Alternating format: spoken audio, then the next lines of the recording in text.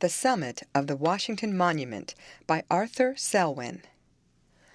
Look north, a white-clad city fills this valley to its sloping hills. Here gleams the modest house of white, the statesman longed for dizzy height. Beyond a pledge of love to one, who in two lands was freedom's son, the holder of an endless debt, our nation's brother, Lafayette. But yonder lines of costly homes, and bristling spires and swelling domes, and far away from the spreading farms, where thrift displays substantial charms, and hamlets creeping out of sight, and cities full of wealth and might, must own the fatherhood of Him whose glory time can never dim.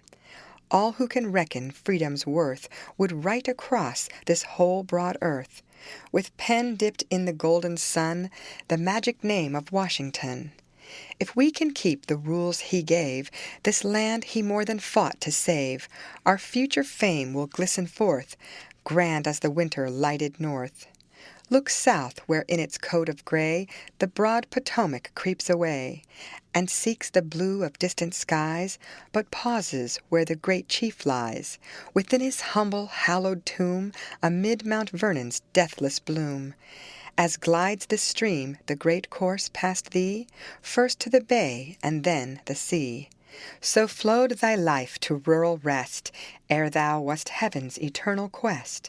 O strong, high man, whose patriot heart climbed from all common greeds apart, to whom men's selfish ways were small, as from this tower serenely tall, built that all years thy fame may know, men look while creeping there below. How weak was power to thy clear gaze, builder of nations joined in one, kindler of splendors still to blaze, finder of glories just begun. Live on, great sleeper, as this stone, highest from earth than man has known, so shall be ranked thy solid worth, highest of heroes on the earth. Happy, secure, and cherished name, love is the pillar of thy fame. Thy praise comes from each patriot's mouth, warm as the sunbeams of the South. Look east, the nation's castle walls spread out in massive beauty now, their lofty dome and pictured halls in homage to this summit bow. O well that from these placid lands the marble spire obeisance win. But for the one for whom it stands, this chieftain town had never been. Yon plot, so full of brain and will, had stayed a bleak and lonely hill. If at 5,000 dizzy feet this shaft the whirling clouds could meet, until our gaze for miles might be to the uncrowned by royal sea. 'Twere not too much honor then to grant our crownless king of men. You who the nation's laws indite, look to this summit's honest white, where throned on walls that must endure, pure fame entreats you to be pure. Until our glory be increased like sunbeams from the dazzling east. Look west, there lie the hilly fields, where brothers fought through days of dread, where mothers brooded o'er their dead, and soil the thrift of carnage yields. Where cannon roared and bullets sung, till every hillock had a tongue. O nation being and to be, that silent blood speaks loud to thee. God grant, if e'er our guns again must tear the quivering flesh of men, the leaden hailstorm may be pressed against some foul invader's breast, against some alien tribe and zone, and not as then to kill our own. May all the fruitful strives of peace the thrilling bonds of love increase. May yonder orb in his quick change from mountain range to mountain range, from valley to rich valley o'er, from river shore to river shore, from wave to wave may yonder sun one nation count and only one, until he dips his fiery crest into the ocean of the west. Look up, the phantom clouds of gray, grim ghosts of storm have passed away. The veiling of the sky is done, and downward shines the welcome sun. He kindles grand and peaceful fires upon the city's domes and spires.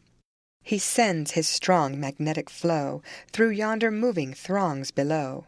Thou art, O sky, serene and clear, a symbol of our country here.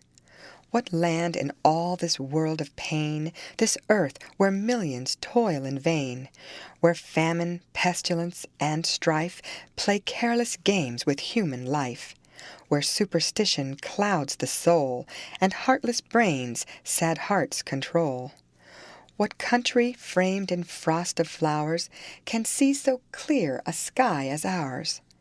Peace throws her mantle broad and free o'er all who peaceable will be. Plenty her sheltering flag doth wave o'er those who will but toil and save. Enlightenment each day shall rise for all who do not cloud their eyes.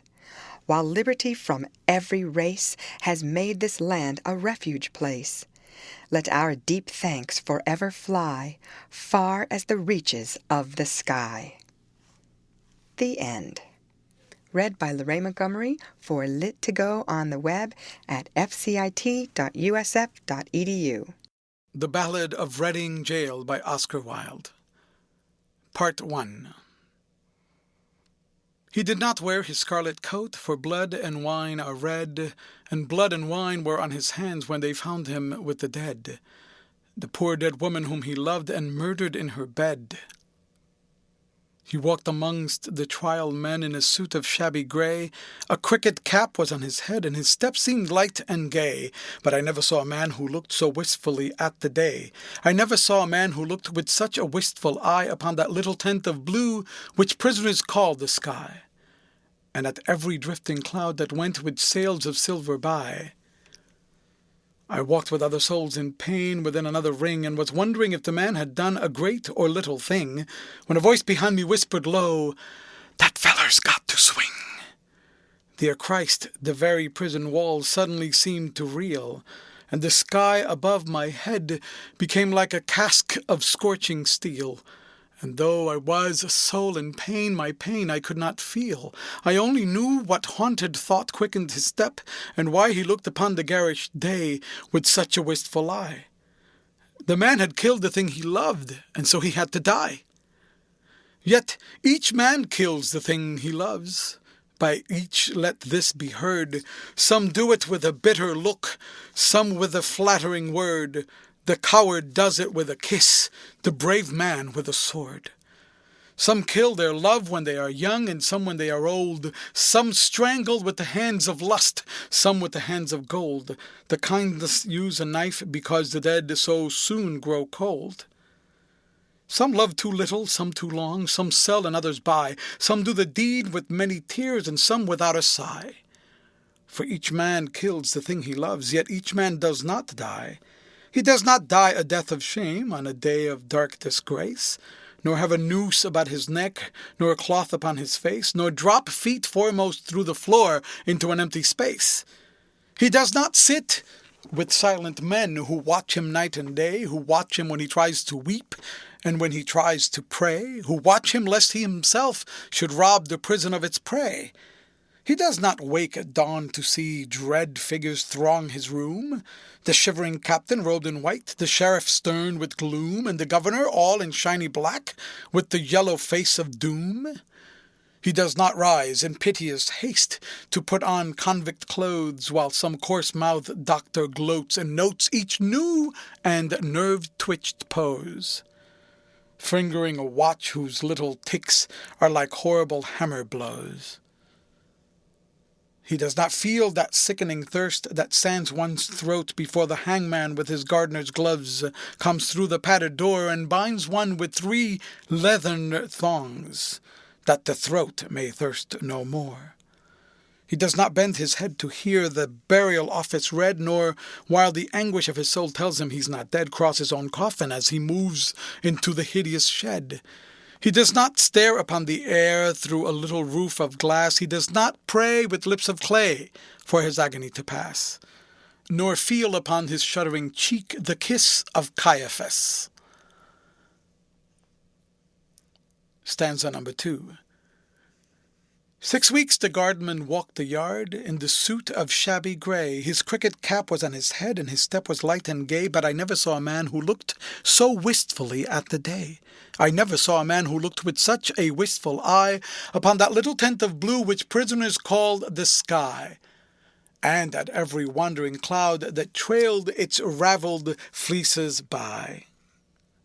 He did not wring his hands, as do those witless men who dare to try to rear the changeling hope in the cave of black despair.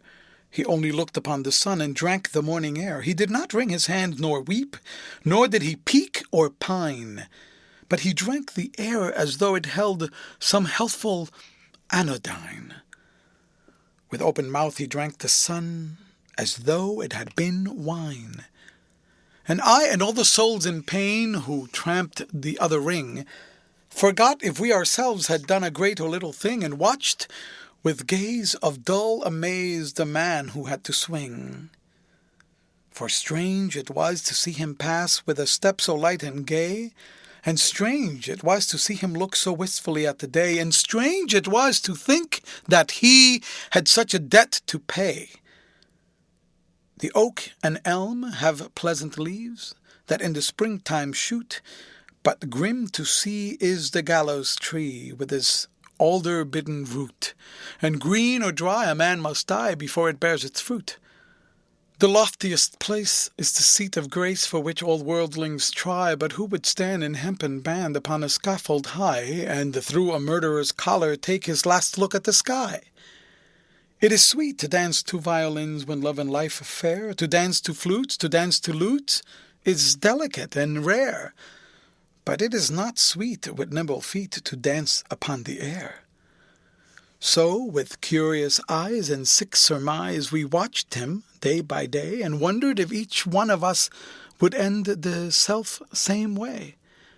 For none can tell to what red hell his sightless soul may stray. At last the dead man walked no more amongst the trial men, and I knew that he was standing up in the black dock's dreadful pen, and that never would I see his face for weal or woe again. Like two doomed ships that pass in storm, we had crossed each other's way, but we made no sign, we said no word, we had no word to say, for we did not meet in the holy night, but in this shameful day. A prison wall was round us both, two outcast men we were. The world had thrust us from his heart, and God from out his care, and the iron gin that waits for sin had caught us in its snare. Stanza number 3. In debtor's yard the stones are hard and the dripping wall is high. So it was there he took the air beneath the laden sky, and by each side a warder walked, for fear the man might die. Or else he sat with those who watched his anguish night and day, who watched him when he rose to weep and when he crouched to pray, who watched him lest himself should rob their scaffold of its prey. The governor was strong upon the Regulations Act. The doctor said that death was but a scientific fact, and twice a day the chaplain called and left a little tract. And twice a day he smoked his pipe and drank his quart of beer. His soul was resolute and held no hiding place for fear. He often said that he was glad the hangman's day was near. But why he said so strange a thing no warder dared to ask, for he to whom a watcher's doom is given as his task must set a lock upon his lips and make his face a mask. Or else he might be moved and try to comfort or console, and what should human pity do pent up in murderer's hole? What word of grace in such a place could help a brother's soul? With slouch and swing around the ring we trod the fool's parade. We did not care, we knew we were the devil's own brigade. And shaven head and feet of lead make a merry masquerade. We tore the tarry rope to shreds with blunt and bleeding nails. We rubbed the doors and scrubbed the floors and cleaned the shining rails. And rank by rank we soaped the plank and clattered with the pails. We sewed the sacks, we broke the stones, we turned the dusty drill, we banged the tins and bawled the hymns and sweated on the mill. But in the heart of every man terror was lying still, so still it lay that every day crawled like weed-clogged wave, and we forgot the bitter lot that waits for fool and knave, till once, as we tramped in from work, we passed an open grave. With yawning mouth the horrid hold gaped for a living thing. The very mud cried out for blood to the thirsty asphalt thring. And we knew that ere one dawn grew fair, the fellow had to swing. Right in we went, with soul intent on death and dread and doom. The hangman, with his little bag, went shuffling through the gloom, and I trembled as I groped my way into my numbered tomb. That night the empty corridors were full of forms of fear, and up and down the iron town stole feet we could not hear. And through the bars that hide the stars white faces seemed to peer. He lay as one who lies and dreams in a pleasant meadowland. The watchers watched him as he slept, and could not understand how one could sleep so sweet a sleep with a hangman close at hand. But there is no sleep when men must weep who never yet have wept. So we, the fool, the fraud, the knave, that endless vigil kept, and through each brain, on hands of pain, another's terror crept. Alas, it is a fearful thing to feel another's guilt, for right within the sword of sin pierced to his poisoned hilt, and as molten lead were the tears we shed for the blood we had not spilt. The warders, with their shoes of felt, crept by each padlocked door and peeped and saw, with eyes of awe, grey figures on the floor, and wondered why men knelt to pray who never prayed before. All through the night we knelt and prayed, mad mourners of a course. The troubled plumes of midnight shook like the plumes upon a hearse, and as bitter wine upon a sponge has the savour of remorse. The grey cock grew, the red cock crew, but never came the day, and crooked shapes of terror crouched in the corners where we lay. And each evil sprite that walks by night before us seemed to play. They glided past the glided fast, like travellers through a mist. They mocked the moon in a rigadoon of delicate turn and twist, and with formal pace and loathsome grace the phantoms caped their tryst. With mop and mow we saw them go, slim shadows hand in hand, about in ghostly rout they trod a saraband. And the damned grotesques made arabesques like the wind upon the sand. With the pirouettes of marionettes they tripped on pointed tread, but with flutes of fear they filled the ear as their grisly mask they led, and loud they sang and long they sang, for they sang to wake the dead. "Oh-ho!" they cried, "the world is wide, but fettered limbs go lame, and once or twice to throw the dice is a gentlemanly game. But he does not win who plays with sin in the secret house of shame." No things of air these antics were that frolicked with such glee, to men whose lives were held in gyves and whose feet might not go free. Ah, wounds of Christ, they were living things, most terrible to see. Around they waltzed and wound, some wheeled in smirking pairs. With the mincing step of a demi-rep, some sidled up the stairs, and with subtle sneer and fawning leer each helped us at our prayers. The morning wind began to moan, but still the night went on. Through its giant loom the web of gloom crept till each thread was spun. And as we prayed we grew afraid of the justice of the sun.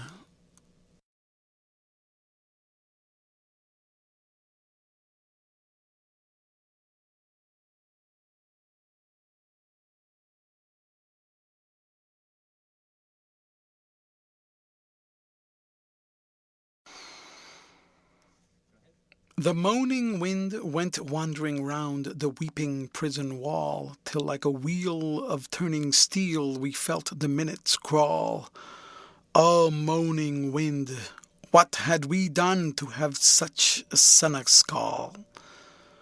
At last I saw the shadowed bars, like a lattice wrought in lead, move right across the whitewashed wall that faced my 3-plank bed, and I knew that somewhere in the world God's dreadful dawn was red.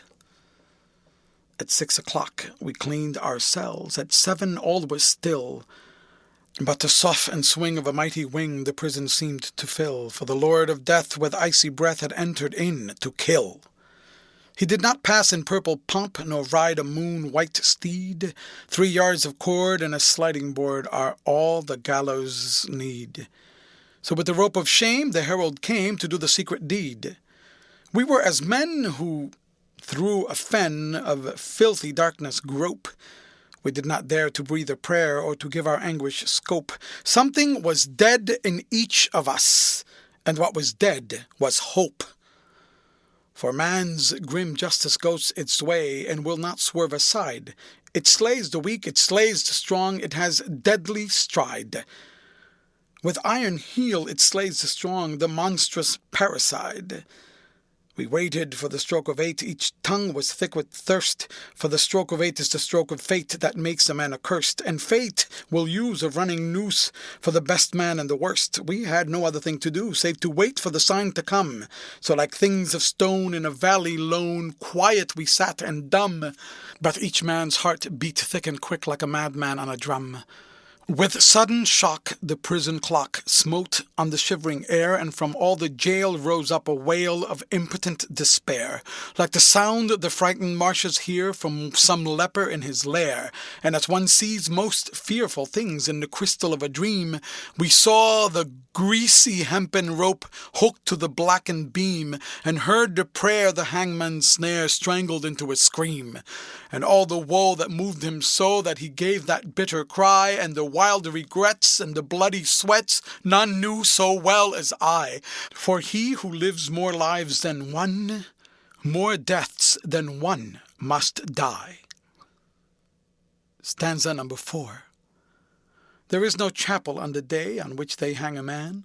The chaplain's heart is far too sick, or his face is far too wan, or there is that written in his eyes which none should look upon. So they kept us closed till nigh on noon, and then they rang the bell, and the warders with their jingling keys opened each listening cell, and down the iron stair we tramped, each from his separate hell. Out into God's sweet air we went, but not in wonted way. For this man's face was white with fear, and that man's face was grey, and I never saw sad men who looked so wistfully at the day. I never saw sad men who looked with such a wistful eye upon that little tent of blue we prisoners called the sky, and at every happy cloud that passed in such strange freedom by. But there were those amongst us all who walked with downcast head, and knew that had each got his due, they should have died instead. He had but killed a thing that lived, whilst they had killed the dead. For he who sins a second time wakes a dead soul to pain, and draws it from its spotted shroud, and makes it bleed again, and makes it bleed great gouts of blood, and makes it bleed in vain, like ape or clown in monstrous garb, with crooked arrows starred. Silently we went round and round the slippery asphalt yard. Silently we went round, and no man spoke a word. Silently we went round, and through each hollow mind the memory of dreadful things rushed like a dreadful wind, and horror stalked before each man, and terror crept behind. The warders strutted up and down and watched their herd of brutes. Their uniforms were spick and span, and they wore their Sunday suits. But we knew the work they had been at by the quick lime on their boots. For where a grave had opened wide, there was no grave at all, only a stretch of mud and sand by the hideous prison wall, and a little heap of burning lime, that the man should have his pall, for he has a pall, this wretched man, such as few men can claim. Deep down below a prison yard, naked for greater shame, he lies with fetters on each foot, wrapped in a sheet of flame. And all the while the burning lime eats flesh and bone away. It eats the brittle bones by night and the soft flesh by day. It eats the flesh and bone by turns, but it eats the heart alway. For 3 long years they will not sow or root or seedling here.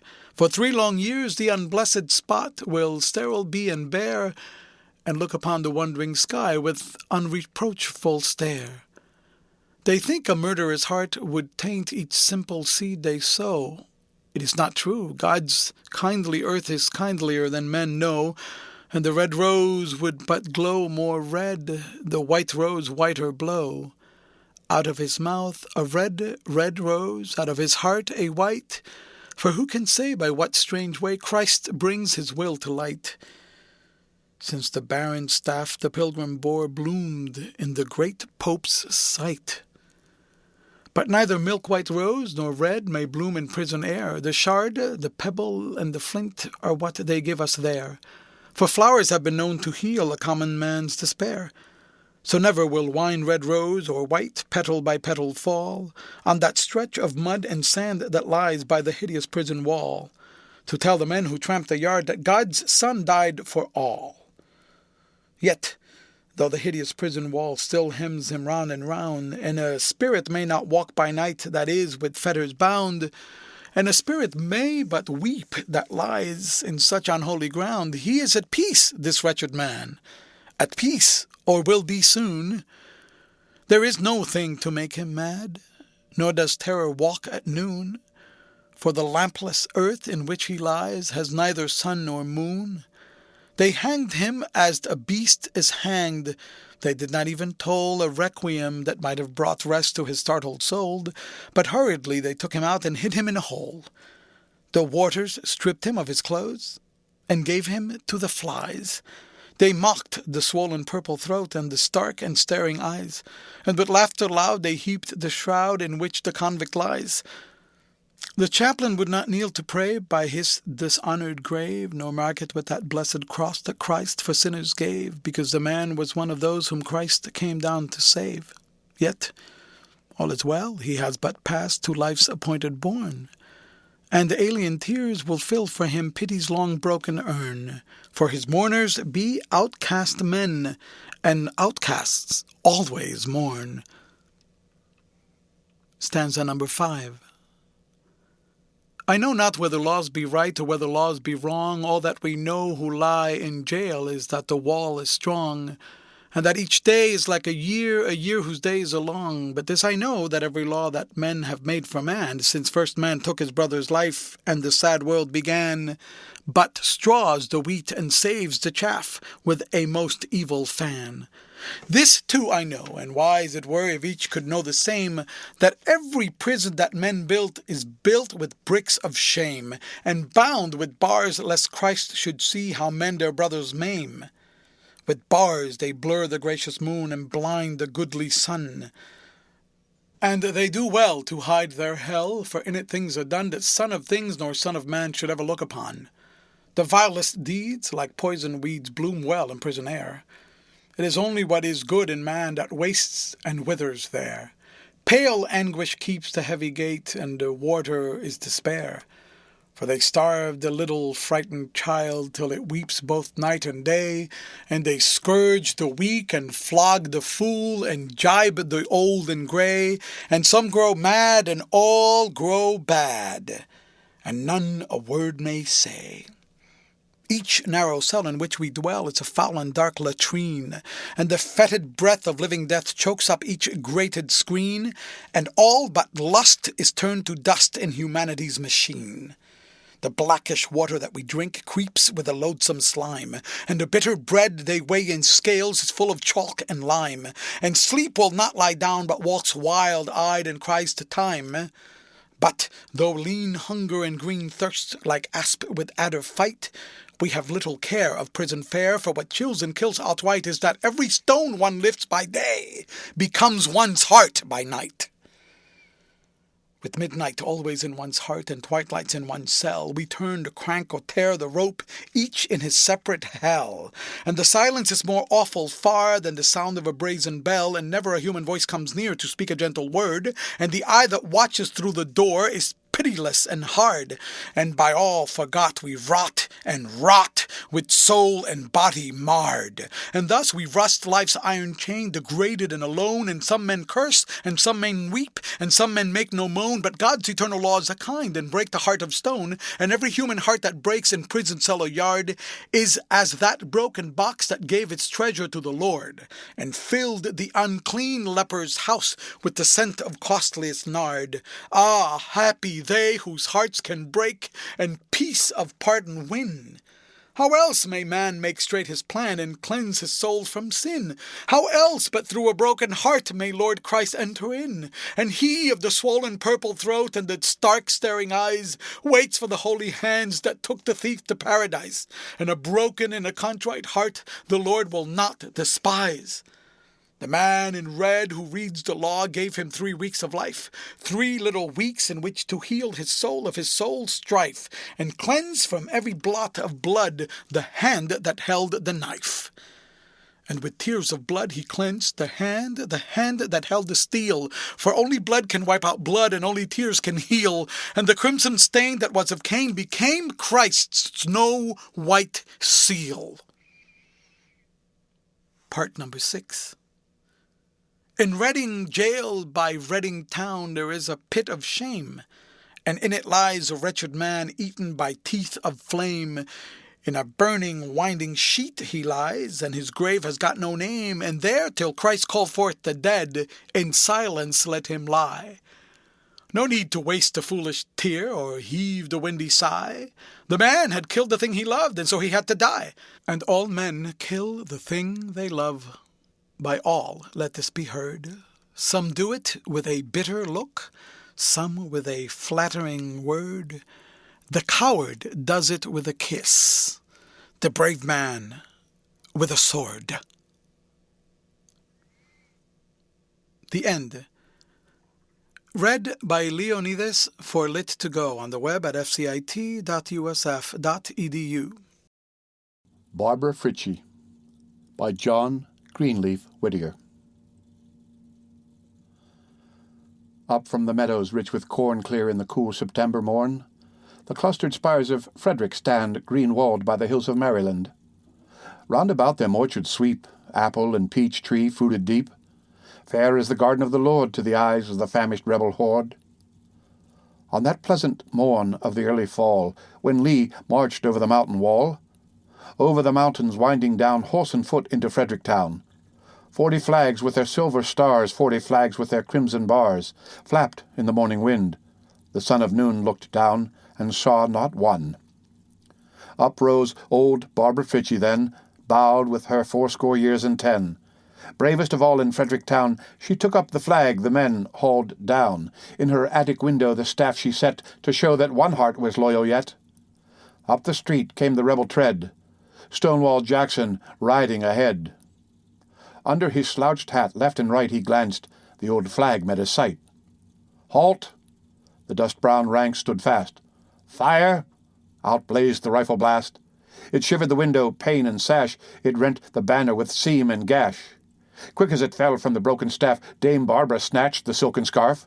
She leaned far out on the window-sill and shook it forth with a royal will. Shoot if you must this old grey head, but spare your country's flag, she said. A shade of sadness, a blush of shame, over the face of the leader came. The nobler nature within him stirred to life at that woman's deed and word. Who touches a hair on yon grey head dies like a dog. March on, he said. All day long through Frederick Street sounded the tread of marching feet. All day long that free flag tossed over the heads of the rebel host. Ever its torn folds rose and fell on the loyal winds that loved it well. And through the hill gaps sunset light shone over it with a warm good night. Barbara Frietchie's work is o'er, and the rebel rides on his raids no more. Honour to her, and let a tear fall for her sake on Stonewall's bier. Over Barbara Fitchie's grave, flag of freedom and union wave. Peace and order and beauty draw round the symbol of light and law. And ever the stars above look down on thy stars below in Frederick Town. Read by Rick Kistner. For Lit to Go on the web at fcit.usf.edu. The Barefoot Boy by John Greenleaf Whittier. Blessings on thee, little man, barefoot boy with cheek of tan, with thy turned-up pantaloons and thy merry whistled tunes, with thy red lip, redder still kissed by strawberries on the hill, with the sunshine on thy face through thy torn brim's jaunty grace. From my heart I give thee joy. I was once a barefoot boy. Prince thou art, the grown-up man only as Republican. Let the $1,000,000 ride, barefoot trudging at his side. Thou hast more than he can buy in the reach of ear and eye. Outward sunshine, inward joy. Blessings on thee, barefoot boy. Oh, for boyhood's painless play, sleep that wakes in laughing day, health that mocks the doctor's rules, knowledge never learned of schools, of the wild bee's morning chase, of the wild flowers' time and place, flight of fowl and habitude of the tenants of the wood. How the tortoise bears his shell, how the woodchuck digs his cell, and the ground mole sinks his well, how the robin feeds her young, how the oriole's nest is hung, where the whitest lilies blow, where the freshest berries grow, where the groundnut trails its vine, where the woodgrape's clusters shine, of the black wasp's cunning way, mason of his walls of clay, and the architectural plans of grey hornet artisans. For eschewing books and tasks, nature answers all he asks. Hand in hand with her he walks, face to face with her he talks. Part and parcel of her joy, blessings on the barefoot boy. Oh, for boyhood's time of June, crowding years in one brief moon, when all things I heard or saw, me, their master, waited for. I was rich in flowers and trees, hummingbirds and honeybees. For my sport the squirrel plied the snouted mole his spade. For my taste the blackberry cone purpled over hedge and stone. Laughed the brook for my delight, through the day and through the night, whispering at the garden wall, talked with me from fall to fall. Mine the sand-rim pickerel pond, mine the walnut slopes beyond, mine on bending orchard trees, apples of Hesperides. Still, as my horizon grew, larger grew my riches too. All the world I saw or knew seemed a complex Chinese toy fashioned for a barefoot boy. Oh, for festal dainties spread like my bowl of milk and bread, pewter spoon and bowl of wood, on the doorstone grey and rude. O'er me like a regal tent, cloudy-ribbed, the sunset bent, purple-curtained, fringed with gold, looped in many a wind-swung fold. While for music came the play of the pied frogs' orchestra, and to light the noisy choir lit the fly his lamp of fire. I was monarch, pomp and joy waited on the barefoot boy. Cheerily then, my little man, live and laugh as boyhood can. Though the flinty slopes be hard, stubble-speared the new-mown sward, every morn shall lead thee through fresh baptisms of the dew. Every evening from thy feet shall the cool wind kiss the heat. All too soon these feet must hide in the prison cells of pride, lose the freedom of the sod like a colt's for work beshod, made to tread in mills of toil, up and down in ceaseless moil, happy if their track be found never on forbidden ground, happy if they sink not in quick and treacherous sands of sin. Ah, that thou couldst know thy joy ere it passes, barefoot boy. Read by Rick Kistner. For Lit to Go on the web at fcit.usf.edu. The Brown Thrush by Lucy Larcom. There's a merry brown thrush sitting up in the tree. He's singing to me, he's singing to me. And what does he say, little girl, little boy? Oh, the world's running over with joy. Don't you hear, don't you see? Hush, look, in my tree. I'm as happy can be. And the brown thrush keeps singing, a nest do you see, and 5 eggs hid by me in the juniper tree. Don't meddle, don't touch, little girl, little boy, or the world will lose some of its joy. Now I'm glad, now I'm free, and I always shall be, if you never bring sorrow to me. So the merry brown thrush sings away in the tree, to you and to me, to you and to me. And he sings all the day, little girl, little boy. Oh, the world's running over with joy. But long it won't be, don't you know, don't you see, unless we are as good as can be. Read by Lorraine Montgomery for Lit2Go. On the web at fcit.usf.edu. The City Mouse and the Garden Mouse by Christina Rossetti. The city mouse lives in a house. The garden mouse lives in a bower. He's friendly with the frogs and toads and sees the pretty plants in flower. The city mouse eats bread and cheese. The garden mouse eats what he can. We will not grudge him seeds and stalks. Poor little timid furry man. Read by Lorraine Montgomery for Lit2Go. On the web at fcit.usf.edu. The Conquest of Fairyland by Margaret Sidney, Susan Coolidge, and Joaquin Miller. There reigned a king in the land of Persia, mighty and great was he grown. On the necks of the kings of the conquered earth he builded up his throne. There sate a king on the throne of Persia, and he was grown so proud that all the life of the world was less to him than a passing cloud. He reigned in glory, joy, and sorrow lying between his hands. If he sighed, a nation shook, his smile ripened the harvest of lands. He was the saddest man beneath the everlasting sky, for all his glories had left him old, and the proudest king must die. He who was even as God to all the nations of men must die as the merest peasant dies, and turn into earth again. And his life, with the fear of death, was bitter and sick and accursed, as brackish water to drink of which is to be forever athirst. The hateful years rolled on and on, but once it chanced at noon, the drowsy court was thrilled to gladness, it echoed so sweet a tune. Low as the lapping of tidal sea, as the song of the lark is, clear, wild as the moaning of pine branches, the king was fain to hear. What is the song, and who is the singer? He said before the throne. Let him come, for the songs of the world are mine, and all but this are known. 7 mighty kings went out the minstrel man to find, and all they found was a dead cypress soughing in the wind, and slower still and sadder still the heavy winters rolled, and the burning summers waned away, and the king grew very old. Dull, worn, feeble, bent, and once he thought to die, were rest at rest, and as he thought, the music wandered by. Into the presence of the king, singing, the singer came, and his face was like the spring in flower, his eyes were clear as flame. What is the song you play, and what the theme your praises sing? It is sweet. I knew not I owned a thing so sweet, said the weary king. I sing my country, said the singer, a land that is sweeter than song. Which of my kingdoms is your country? Thither would I along.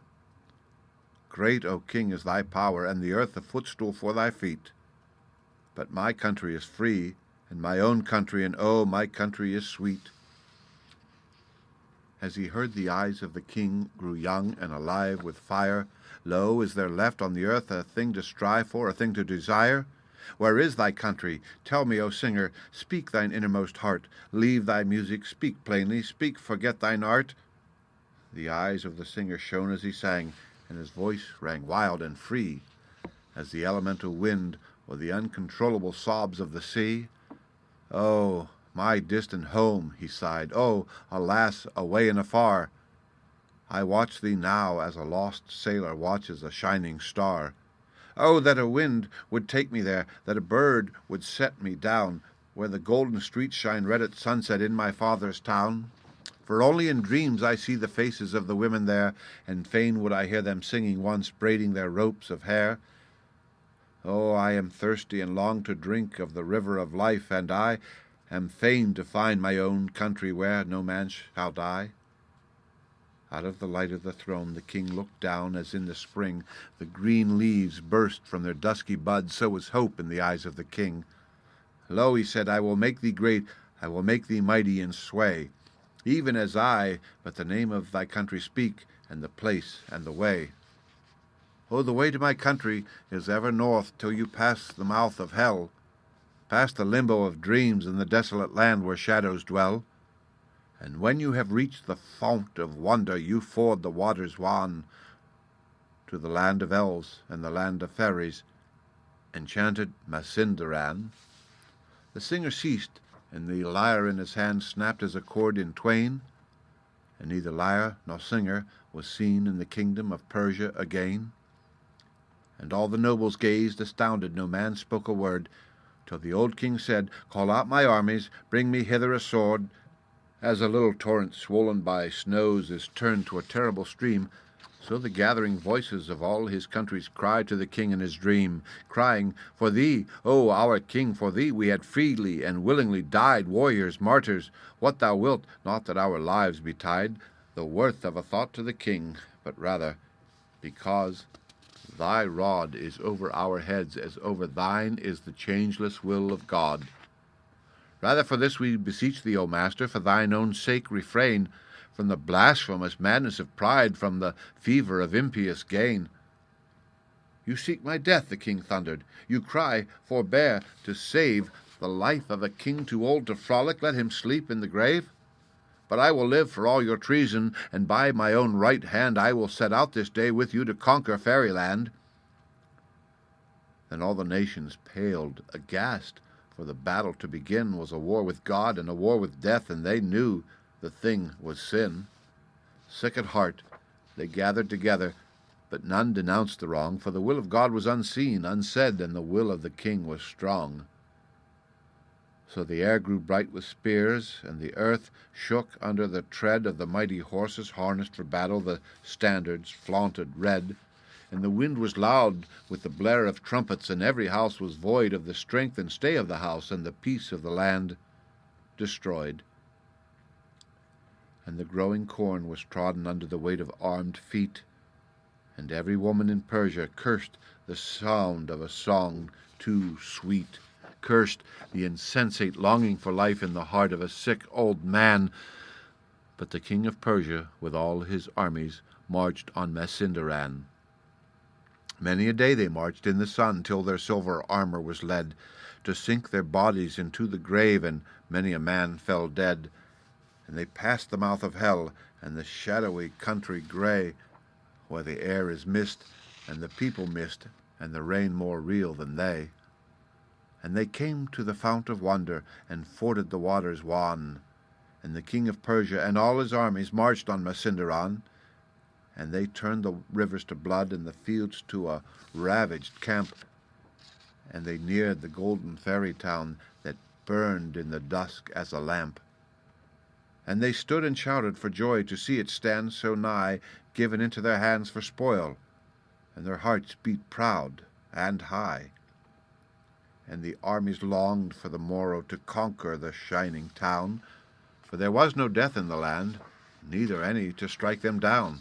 The hosts were many in number, mighty and skilled in strife, and they lusted for gold and conquest as the old king lusted for life. And gazing on the golden palace, night took them unaware, and black and windy grew the skies, and black the eddying air. So long the night, and black the night, that fell upon their eyes, they quaked with fear. These mighty hosts, the sun would never rise.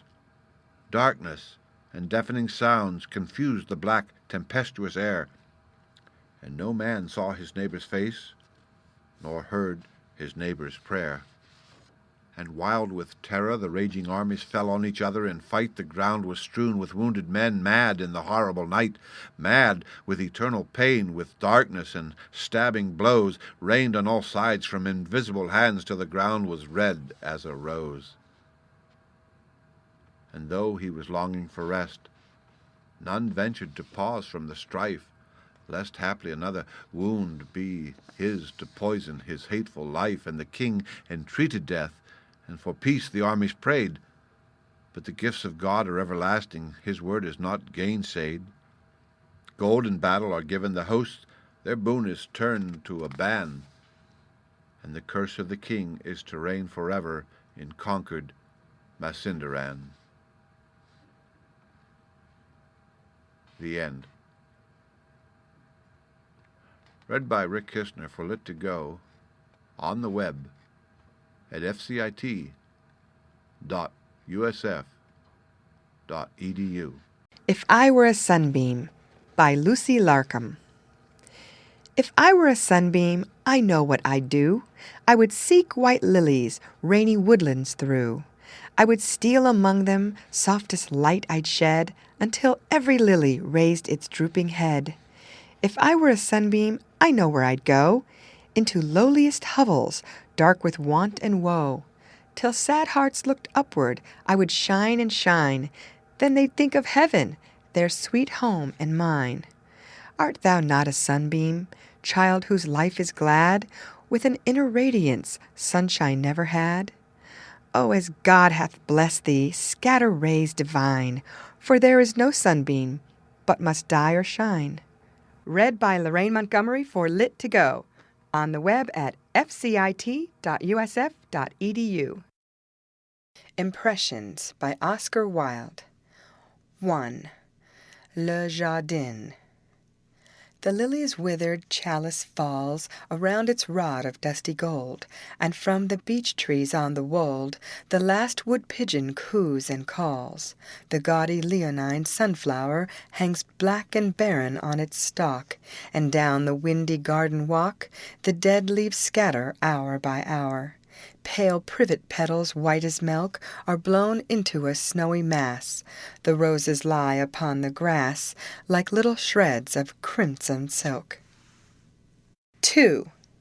La Mer. A white mist drifts across the shrouds, a wild moon in this wintry sky gleams like an angry lion's eye out of a mane of tawny clouds. The muffled steersman at the wheel is but a shadow in the gloom, and in the throbbing engine room leap the long rods of polished steel. The shattered storm has left its trace upon this huge and heaving dome, for the thin threads of yellow foam float on the waves like raveled lace. The End. Read by Lorraine Montgomery for lit2go on the web at fcit.usf.edu. Laughing Song by Walter Blake. When the green wood laughs with the voice of joy, and the dimpling stream runs laughing by, when the air does laugh with our merry wit, and the green hill laughs with the noise of it, when the meadows laugh with their lively green, and the grasshopper laughs in the merry scene, when Mary and Susan and Emily with their sweet round mouths sing ha ha he, when the painted birds laugh in the shade, when our table with cherries and nuts is spread, come live and be merry and join with me to sing the sweet chorus of ha ha he. Read by Lorraine Montgomery for lit2go, on the web at fcit.usf.edu.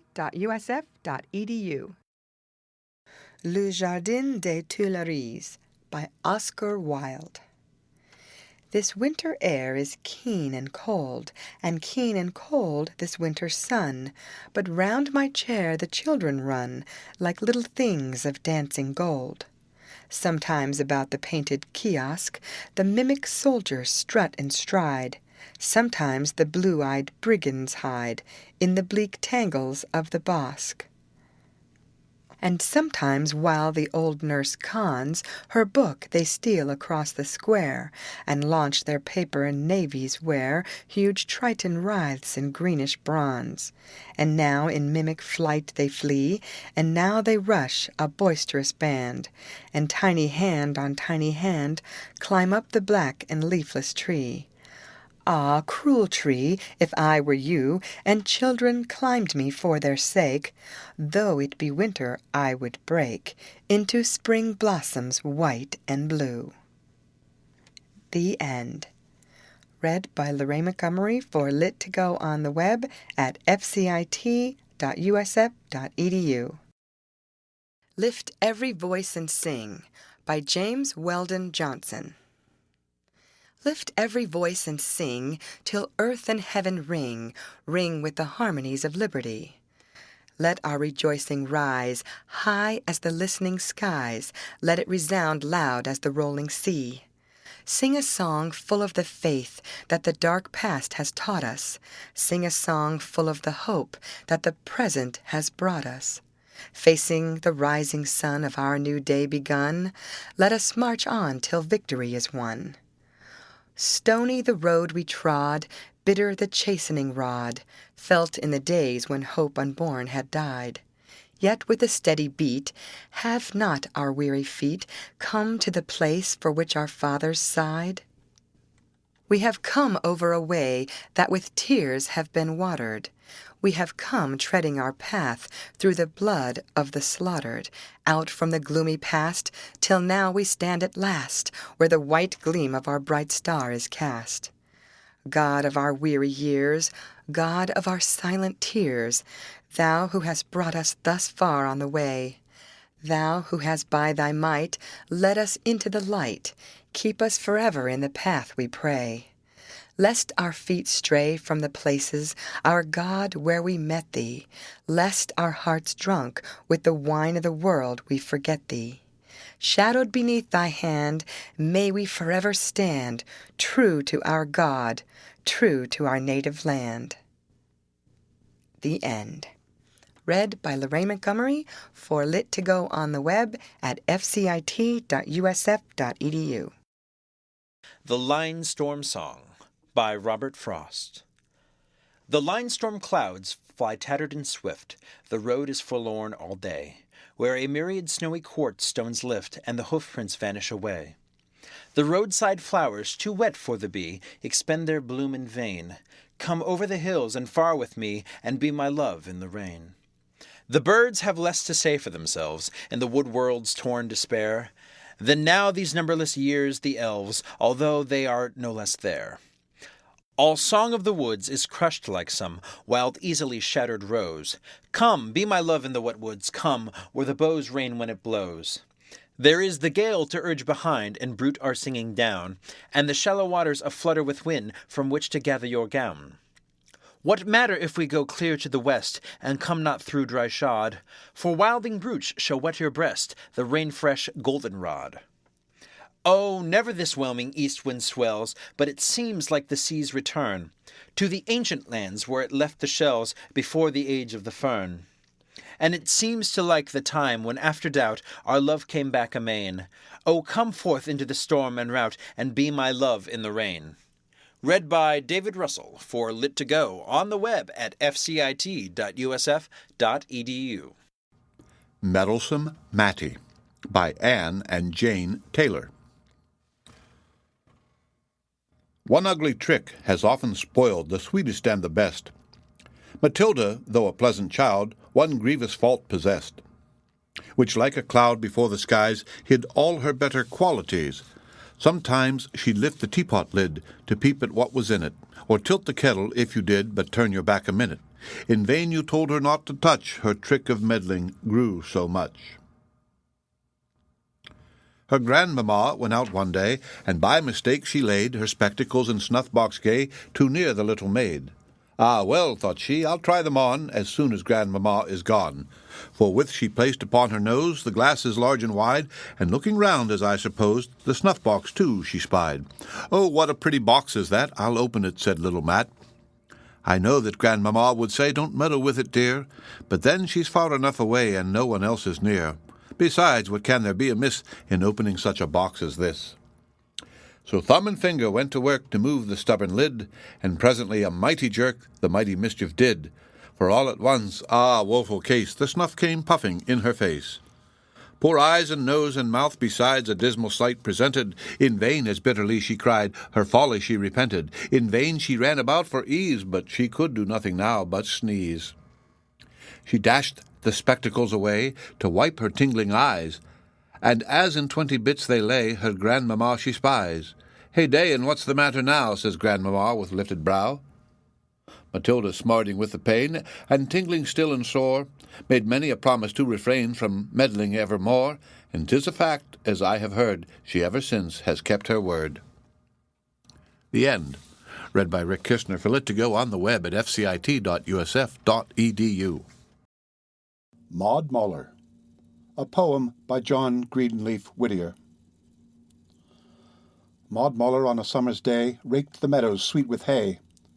Beneath her torn hat glowed the wealth of simple beauty and rustic health. Singing, she wrought in her merry glee the mock-bird echoed from his tree. But when she glanced to the far-off town, white from its hill slope looking down, the sweet song died, and a vague unrest and a nameless longing filled her breast. A wish that she hardly dared to own for something better than she had known.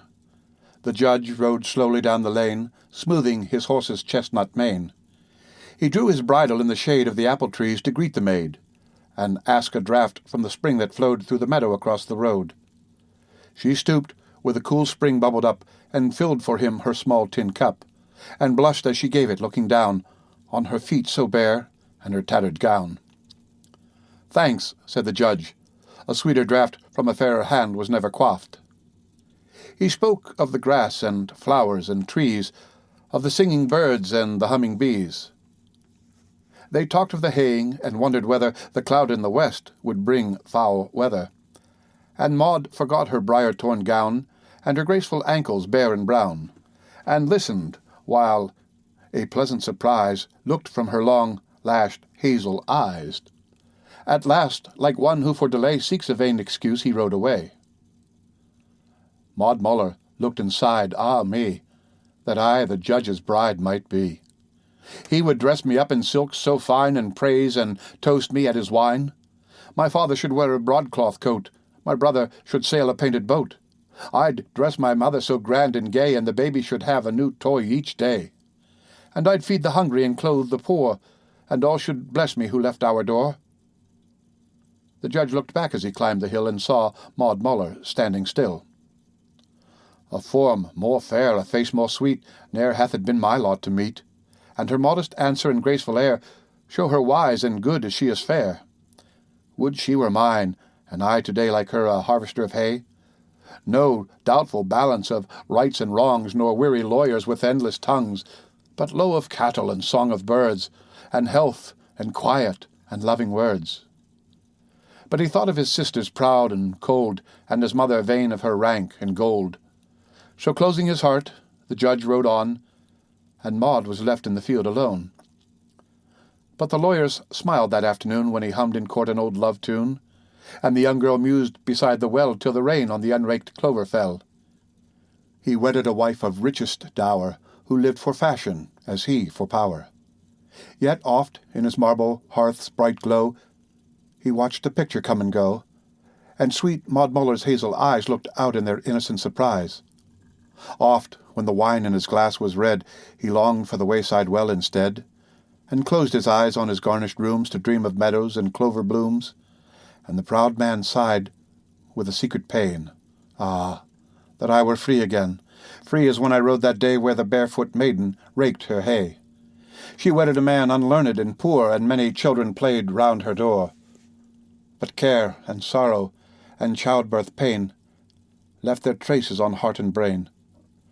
And oft when the summer sun shone hot on the new-mown hay in the meadow lot, and she heard the little spring brook fall over the roadside through the wall, in the shade of the apple tree again she saw a rider draw his rein, and gazing down with timid grace, she felt his pleased eyes read her face.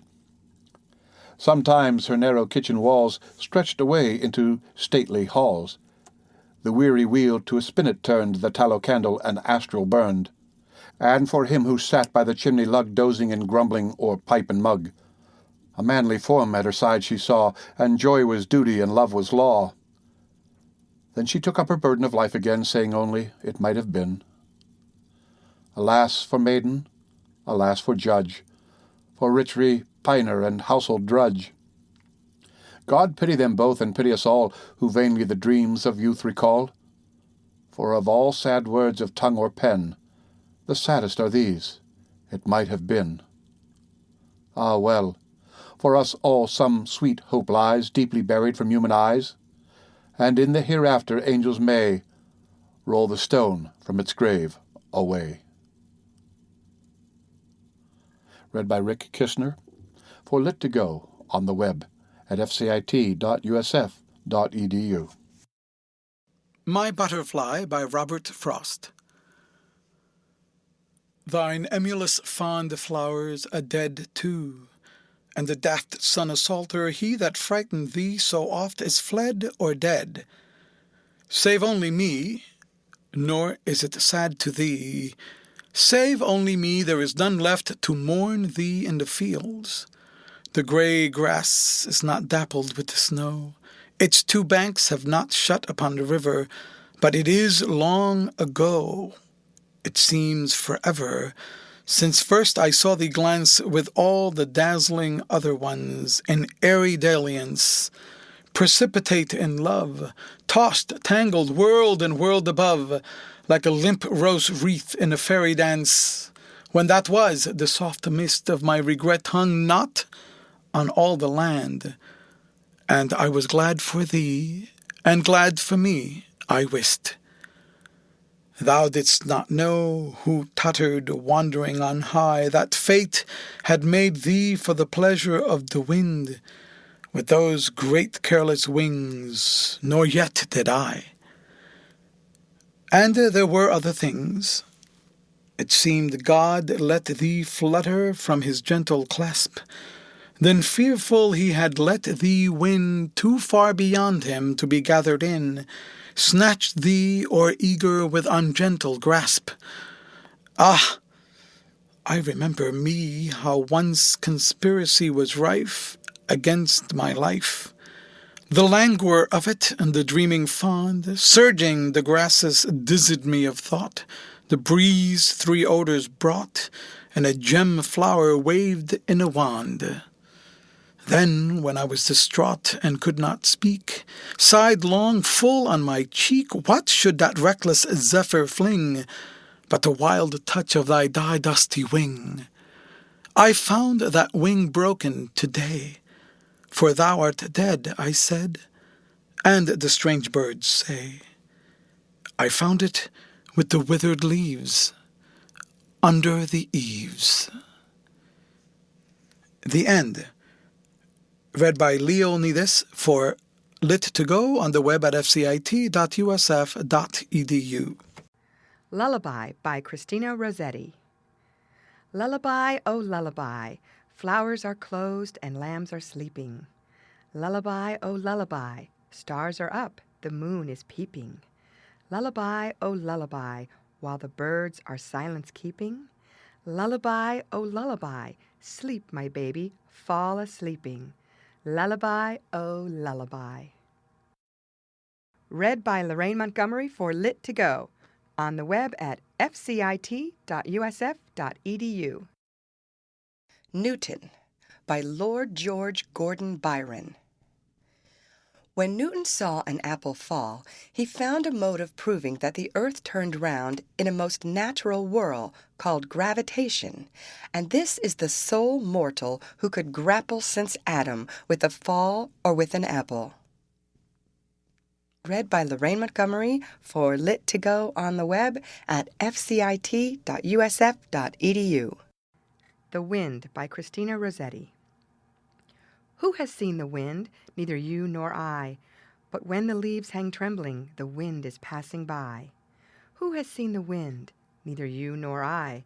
But when the trees bow down their heads, the wind is passing by. Read by Lorraine Montgomery for lit2go on the web at fcit.usf.edu. October by Robert Frost. O hushed October morning mild, thy leaves have ripened to the fall. Tomorrow's wind, if it be wild, should waste them all. The crows above the forest call, tomorrow they may form and go. O hushed October morning mild, begin the hours of this day slow. Make the days seem to us less brief, hearts not averse to being beguiled. Beguile us in the way you know, release one leaf at break of day. At noon release another leaf, one from our trees, one far away. Retard the sun with gentle mists, enchant the land with amethyst. Slow, slow, for the grape's sake, if they were all whose leaves are already burnt with frost, whose clustered fruit must else be lost, for the grape's sake along the wall.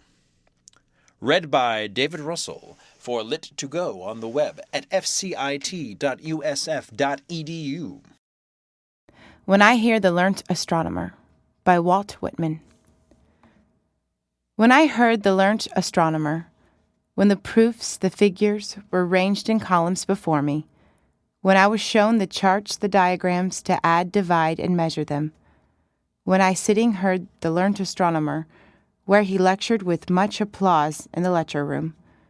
How soon, unaccountable, I became, tired and sick, till rising and gliding out, I wandered off by myself, in the mystical moist night air, and from time to time, looked up in perfect silence at the stars.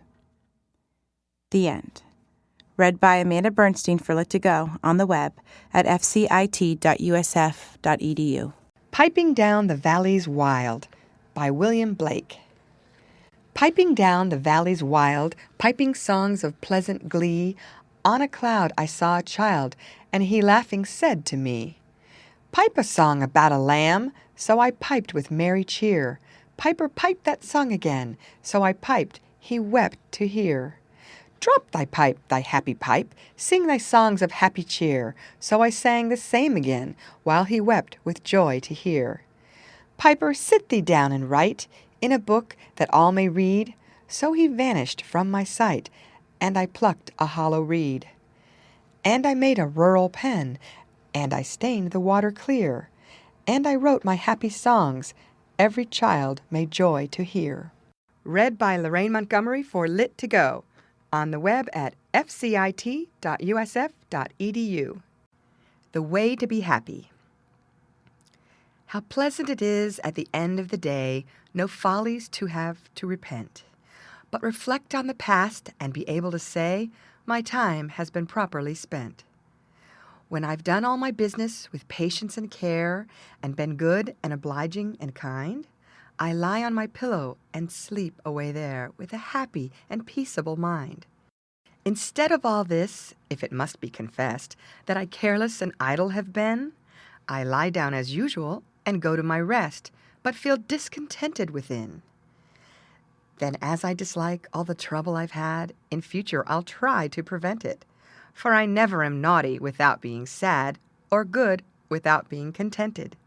Read by Lorraine Montgomery for Lit2Go, on the web at fcit.usf.edu.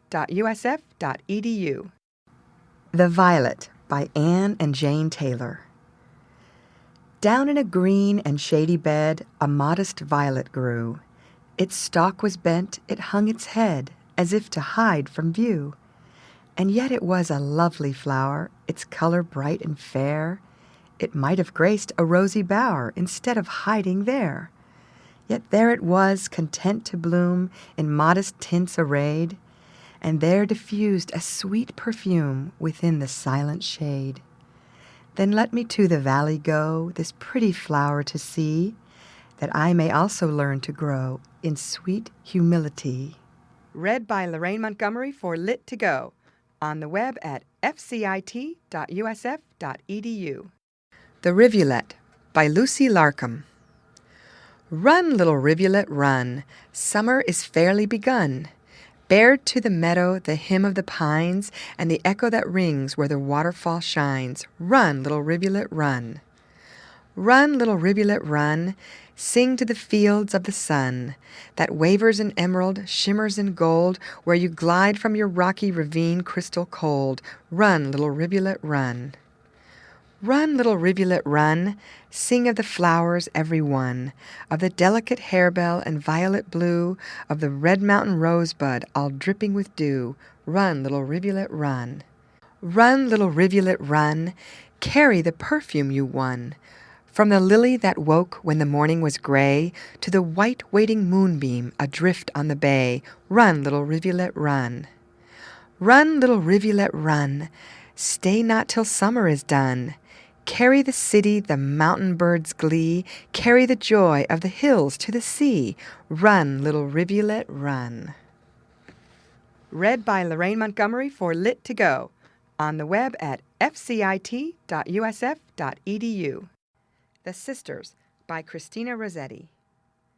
Sing me a song, what shall I sing? Three merry sisters dancing in a ring, light and fleet upon their feet, as birds upon the wing. Tell me a tale, what shall I tell?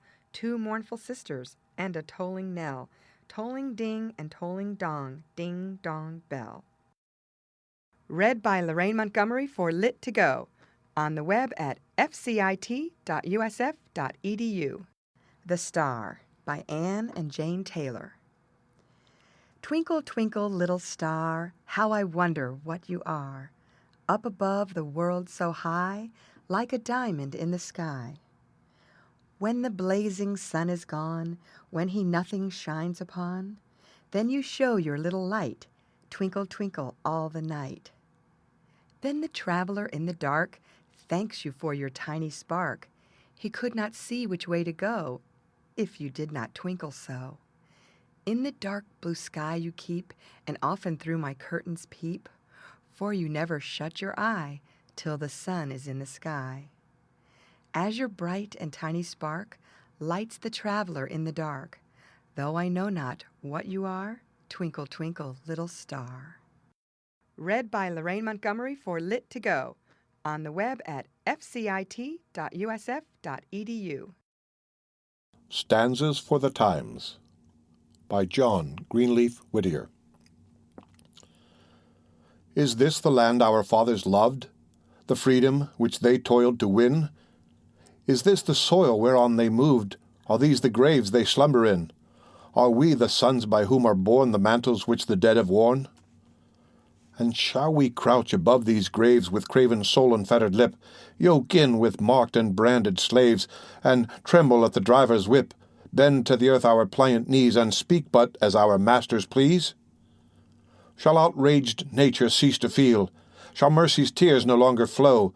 Shall ruffian threats of cord and steel, the dungeon's gloom, the assassin's blow, turn back the spirit roused to save the truth, our country, and the slave? Of human skulls that shrine was made, round which the priests of Mexico before their loathsome idol prayed. Is freedom's altar fashioned so, and must we yield to freedom's God as offering meet the Negro's blood? Shall tongue be mute when deeds are wrought which well might shame extremist hell? Shall free men lock the indignant thought? Shall pity's bosom cease to swell? Shall honor bleed? Shall truth succumb? Shall pen and press and soul be dumb? No. By each spot of haunted ground where freedom weeps her children's fall, by Plymouth's rock and Bunker's mound, by Griswold's stained and shattered wall, by Warren's ghost, by Langdon's shade, by all the memories of our dead, by their enlarging souls which burst, the bands and fetters round them set, by the free pilgrim spirit nursed within our inmost bosoms yet, by all above, around, below, be ours the indignant answer, no. No. Guided by our country's laws, for truth and right and suffering man, be ours to strive in freedom's cause, as Christians may, as free men can. Still pouring on unwilling ears that truth oppression only fears. What? Shall we guard our neighbor still, while woman shrieks beneath his rod, and while he tramples down at will the image of a common God? Shall watch and ward be round him set of northern nerve and bayonet? And shall we know and share with him the danger and the growing shame, and see our freedom's light grow dim, which should have filled the world with flame, and writhing feel where'er we turn a world's reproach around us burn? Is't not enough that this is born, and asks our haughty neighbors more? Must fetters which his slaves have worn clank round the Yankee farmer's door? Must he be told beside his plough what he must speak, and when, and how? Must he be told his freedom stands on slavery's dark foundations strong, on breaking hearts and fettered hands, on robbery and crime and wrong, that all his fathers taught is vain, that freedom's emblem is the chain? Its life, its soul, from slavery drawn, false, foul, profane, go teach us well of holy truth from falsehood born, of heaven refreshed by airs from hell, of virtue in the arms of vice, of demons planting paradise. Rail on, then, brethren of the South, ye shall not hear the truth the less. No seal is on the Yankee's mouth, no fetter on the Yankee's press. From our green mountains to the sea, one voice shall thunder, we are free. Read by Rick Kistner for Lit2Go, on the web at fcit.usf.edu. Snowbound, A Winter Idyll by John Greenleaf Whittier. To the memory of the household it describes, this poem is dedicated by the author. As the spirit of darkness be stronger in the dark, so good spirits which be angels of light are augmented not only by the divine light of the sun, but also by our common wood fire. And as the celestial fire drives away dark spirits, so also this our fire of wood doth the same. Announced by all the trumpets of the sky arrives the snow, and driving o'er the fields seems nowhere to alight. The whited air hides hills and woods, the river and the heaven, and veils the farmhouse at the garden's end. The sled and traveller stopped, the courier's feet delayed, all friends shut out, the housemates sit around the radiant fireplace, enclosed in a tumultuous privacy of storm. Emerson, The Snowstorm. The sun, that brief December day, rose cheerless over hills of grey, and darkly circled gave at noon a sadder light than waning moon, slow tracing down the thickening sky its mute and ominous prophecy. A portent seeming less than threat, it sank from sight before it set. A chill no coat, however stout, of homespun stuff could quite shut out. A hard, dull bitterness of cold that checked mid-vein the circling race of lifeblood in the sharpened face. The coming of the snowstorm told. The wind blew east, we heard the roar of ocean on its wintry shore, and felt the strong pulse throbbing there beat with low rhythm our inland air. Meanwhile we did our nightly chores, brought in the wood from out the doors, littered the stalls, and from the mows raked down the herd's grass for the cows, heard the horses whinnying for his corn, and sharply clashing, horn on horn, impatient down the stanchion rows, the cattle shake their walnut boughs. While, peering from his early perch upon the scaffold's pole of birch, the cock his crested helmet bent, and down his querulous challenge sent. Unwarmed by any sunset light, the grey day darkened into night, a night made hoary with the swarm and whirl dance of the blinding storm, as zigzag wavering to and fro crossed and recrossed the winged snow. And ere the early bedtime came, the white drift piled the window frame, and through the glass the clothes-line posts looked in like tall and sheeted ghosts. The old familiar sights of ours took marvellous shapes, strange domes and towers, rose up where sty or corn-crib stood, or garden wall or belt of wood. A smooth white mound the brush-pile showed, a fenceless drift what once was road. The bridle post an old man sat with loose-flung coat and high-cocked hat. The well-curb had a Chinese roof, and even the long sweep high aloof in its slant splendor seemed to tell of Pisa's leaning miracle. A prompt, decisive man, no breath our father wasted. Boys, a path! Well pleased, for when did farmer boy count such a summons less than joy? Our buskins on our feet we drew, with mittened hands and caps drawn low, to guard our necks and ears from snow. We cut the solid whiteness through, and where the drift was deepest, made a tunnel walled and overlaid with dazzling crystal. We had read of rare Aladdin's wondrous cave, and to our own his name we gave. With many a wish the luck were ours, to test his lamp's supernatural powers. We reached the barn with merry din, and roused the prisoned brutes within. The old horse thrust his long head out, and grave with wonder gazed about. The cock his lusty greeting said, and forth his speckled harem led. The oxen lashed their tails unhooked, and mild reproach of hunger looked. The horned patriarch of the sheep, like Egypt's Ammon roused from sleep, shook his sage head with gesture mute, and emphasized with stamp of foot. All day the gusty north wind bore the loosening drift its breath before. Low circling round its southern zone, the sun through dazzling snow mist shone. No church bell lent its Christian tone to the savage air. No social smoke curled over woods of snow-hung oak. A solitude made more intense by dreary-voiced elements. The shrieking of the mindless wind, the moaning tree boughs swaying blind, and on the glass the unmeaning beat of ghostly fingertips of sleet. Beyond the circle of our hearth, no welcome sound of toil or mirth. Unbound the spell and testified of human life and thought outside. We minded that the sharpest ear the buried brooklet could not hear, the music of whose liquid lip had been to us companionship, and in our lonely life had grown to have an almost human tone. As night drew on, and from the crest of wooded knolls that ridged the west, the sun, a snow-blown traveller, sank from sight beneath the smothering bank, We piled with care our nightly stack of wood against the chimney back. The oaken log, green, huge, and thick, and on its top the stout-backed stick. The knotty forestick laid apart and filled between with curious art. The ragged brush then hovering near, we watched the first red blaze appear, heard the sharp crackle, caught the gleam, on white-washed wall and sagging beam, until the old rude-furnished room burst flower-like into rosy bloom, while radiant, with a mimic flame, outside the sparkling drift became, and through the bare-boughed lilac tree our own warm hearth seemed blazing free. The crane and pendants trammels showed, the Turks' heads on the andirons glowed, while childish fancy, prompt to tell the meaning of the miracle, whispered the old rhyme, under the tree, when fire outdoors burns merrily, there the witches are making tea.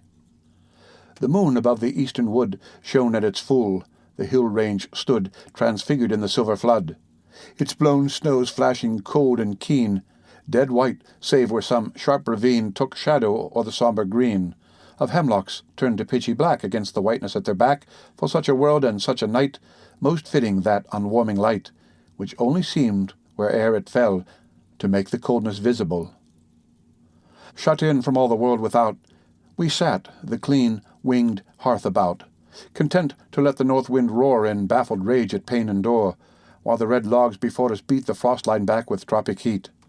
And ever, when a louder blast shook beam and rafter as it passed, the merrier up its roaring draught, the great throat of the chimney laughed. The house-dog on his paws outspread laid to the fire his drowsy head. The cat's dark silhouette on the wall a couchant tiger's seemed to fall, and for the winter fireside meat, between the andirons' straddling feet, the mug of cider simmered slow, the apples sputtered in a row, and close at hand the basket stood, with nuts from brown October's wood. What matter how the night behaved? What matter how the north wind raved? Blow high, blow low, not all its snow could quench our hearth's ruddy fire glow. Oh, time and change, with hair as grey as was my sire's that winter day, how strange it seems with so much gone of life and love to still live on. Ah, brother, only I and thou are left of all that circle now. The dear home faces whereupon that fitful firelight paled and shone, henceforward listen as we will, the voices of that hearth are still. Look where we may, the wide earth o'er, those lighted faces smile no more. We tread the paths their feet have worn, we sit beneath their orchard trees, we hear like them the hum of bees, and rustle of the bladed corn. We turn the pages that they read, their written words we linger o'er, but in the sun they cast no shade. No voice is heard, no sign is made, no step is on the conscious floor. Yet love will dream and faith will trust, since he who knows our need is just, that somehow, somewhere meet we must. Alas for him who never sees the stars shine through his cypress trees, who hopeless lays his dead away, nor looks to see the breaking day across the mournful marbles play, who hath not learned in hours of faith the truth to flesh and sense unknown, that life is ever lord of death and love can never lose its own. We sped the time with stories old, wrought puzzles out and riddles told, or stammered from our schoolbook lore the chief of Gambia's golden shore. How often since, when all the land was clay in slavery's shaping hand, as if a far-blown trumpet stirred the languorous, sin-sick air I heard, does not the voice of reason cry, claim the first right which nature gave, from the red scourge of bondage to fly, nor deign to live a burdened slave? Our father rode against his ride on Memphregog's wooded side, sat down again to moose and samp, in trapper's hut and Indian camp, lived all the old idyllic ease beneath St. Francois's hemlock trees. Again for him the moonlight shone on Norman cap and bodiced zone. Again he heard the violin play which led the village dance away, and mingled in its merry whirl the grand dame and the laughing girl. Or, nearer home, our steps he led where Salisbury's level marshes spread, mile wide as flied the laden bee, where merry mowers, hale and strong, swept scythe on scythe their swaths along. The low green prairies of the sea, we shared the fishing off Boar's Head, and round the rocky isle of shoals the hake broil on the driftwood coals, the chowder on the sand beach made, dipped by the hungry steaming hot with spoons of clamshell from the pot. We heard the tales of witchcraft old, and dream and sign, and marvel told to sleepy listeners as they lay stretched idly on the salted hay, adrift along the winding shores when favouring breezes deigned to blow the square sail off the gundelow, and idle lay the useless oars. Our mother, while she turned her wheel, or run the new-knit stocking heel, told how the Indian hordes came down at midnight on Concheco town, and how her own great-uncle bore his cruel scalp mark to fourscore, recalling in her fitting phrase, so rich and picturesque and free, the common unrhymed poetry of simple life and country ways, the story of her early days. She made us welcome to her home, old hearths grew wide to give us room. We stole with her a frightened look at the grey wizard's conjuring book, the fame whereof went far and wide through all the simple countryside. We heard the hawks at twilight play, the boat horn on Piscataqua, the loon's weird laughter far away. We fished her little trout brook, knew what flowers in wood and meadow grew, what sunny hillsides autumn brown she climbed to shake the ripe nuts down, saw where in sheltered cove and bay the duck's black squadron anchored lay, and heard the wild geese calling loud beneath the grey November cloud. Then haply, with a look more grave and soberer tone, some tale she gave from painful Sewell's ancient tome, beloved in every Quaker home, of faith fire-winged by martyrdom, of Chalkley's journal old and quaint, gentlest of skippers, rare sea saint, who when the dreary calms prevailed, and water butt and bread cask failed, and cruel hungry eyes pursued his portly presence mad for food, with dark hints muttered under breath of casting lots for life or death, offered, if heaven withheld supplies, to be himself the sacrifice. Then suddenly, as if to save the good man from his living grave, a ripple on the water grew, a school of porpoise flashed in view. "Take, eat," he said, "and be content. These fishes in my stead are sent by him who gave the tangled ram to spare the child of Abraham." Our uncle, innocent of books, was rich in lore of fields and brooks. The ancient teachers never dumb of nature's unhoused lyceum. In moons and tides and weatherwise, he read the clouds as prophecies, and foul or fair could well divine by many an occult hint and sign, holding the cunning warded keys to all the woodcraft mysteries. Himself to nature's heart so near that all her voices in his ear, of beast or bird, had meanings clear, like Apollonius of old, who knew the tales the sparrows told, or Hermes, who interpreted what the sage cranes of Nilus said, a simple, guileless, childlike man, content to live where life began, strong only on his native grounds, the little world of sights and sounds, whose girdle was the parish bounds, whereof his fondly partial pride the common features magnified. As Surrey hills to mountains grew, in white of Selborne's loving view, he told how teal and loon he shot, and how the eagle's eggs he got, the feats on pond and river done, the prodigies of rod and gun, till, warming with the tales he told, forgotten was the outside cold, the bitter wind unheeded blew, from ripening corn the pigeons flew, the partridge drummed, ere the wood, the mink, went fishing down the river brink. The woodchuck like a hermit grey peered from the doorway of his cell, the muskrat plied the mason's trade, and tier by tier his mud walls laid, and from the shagbark overhead the grizzled squirrel dropped his shell. Next the dear ant, whose smile of cheer and voice in dreams I see and hear, the sweetest woman ever fate perverse denied a household mate, who, lonely, homeless, not the less found peace in love's unselfishness, and welcome wheresoe'er she went, a calm and gracious element, whose presence seemed the sweet income and womanly atmosphere of home, called up her girlhood memories, the huskings and the Applebees, the sleigh rides and the summer sails, weaving through all the poor details and homespun warp of circumstance a golden woof thread of romance. For well she kept her genial mood and simple faith of maidenhood. Before her still a cloudland lay, the mirage loomed across her way. The morning dew that dries so soon with others glistened at her noon. Through years of toil and soil and care, from glossy tress to thin grey hair, all unprofaned she held apart the virgin fancies of the heart. Be shame to him of woman born, who hath for such but thought of scorn. There, too, our elder sister plied her evening task to stand beside, a full, rich nature free to trust, truthful and almost sternly just, impulsive, earnest, prompt to act, and make her generous thought a fact, keeping with many a light disguise the secret of self-sacrifice. O heart sore tried, thou hast the best that heaven itself could give thee, rest.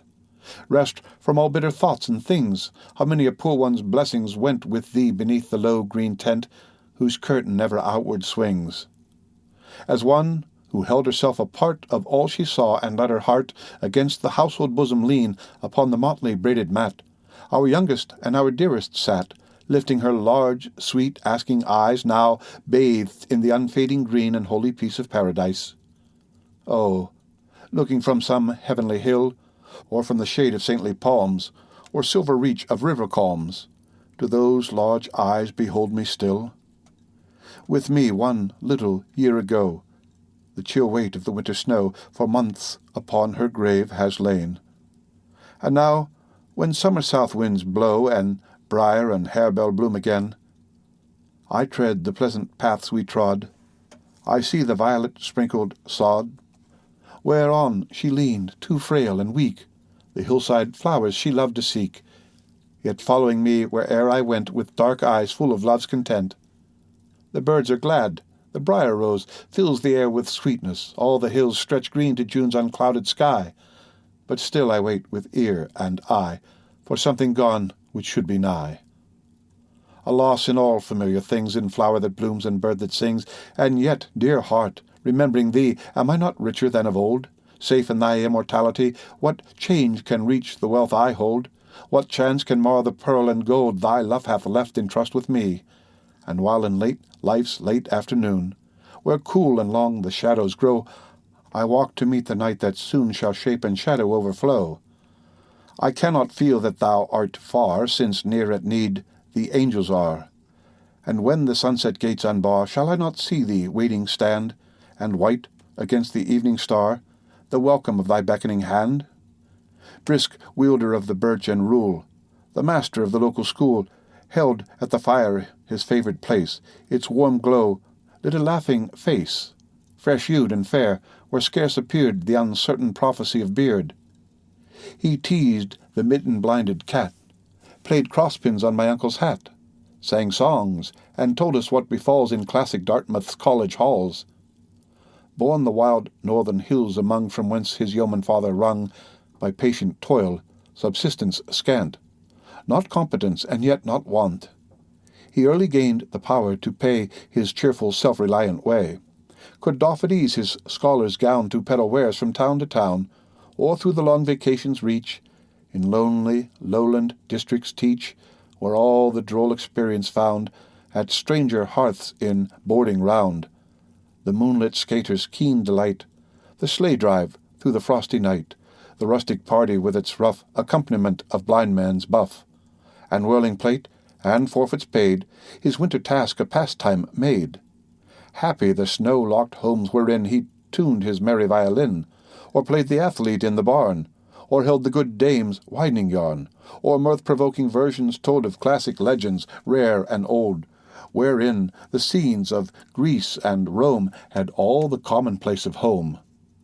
And little seemed at best the odds twixt Yankee peddlers and old gods, where Pindus-born Arachthus took the guise of any gristmill brook, and dread Olympus at his will became a huckleberry hill. A careless boy that night he seemed, but at his desk he had the look and air of one who wisely schemed, and hostage from the future took in trained thought and lore of book. Large-brained, clear-eyed, of such as he shall freedom's young apostles be, who following in war's bloody trail shall every lingering wrong assail. All chains from limb and spirit alike uplift the black and white alike, scatter before their swift advance the darkness and the ignorance, the pride, the lust, the squalid sloth which nurtured treason's monstrous growth, made murder pastime and the hell of prison torture possible.